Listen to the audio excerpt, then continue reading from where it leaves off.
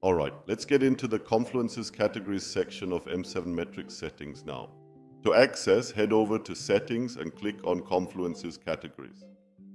Here, you have the power to set up different categories for your Confluences, helping you identify and analyze the factors influencing your trades. Remember, there's just one entry method for your trade. Everything else becomes an additional Confluence.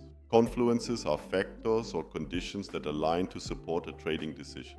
They are essential for validating trade entries and managing risk effectively. Let's say you want to add a new category covering pro-confluences for your long trades. Simply click the plus button and give it a suitable name and then click on Create Confluence Category. Now that you have created the category, you can add specific confluences to it. Let's add, for example, DR long confirmation and rate its importance from 1 to 10.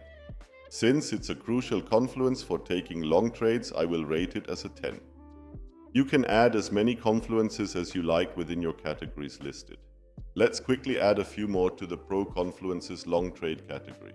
Above, opening price, upside expansion model, return to open volume imbalance, 3+ rejections from IDR mid, 3+ rejections from IDR high, and so on.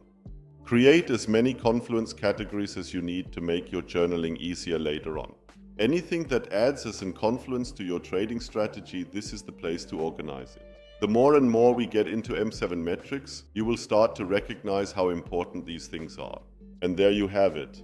Setting up different confluence categories in M7 metrics is crucial for keeping track of everything and analyzing your trading data effectively. Stay tuned as we continue our journey together.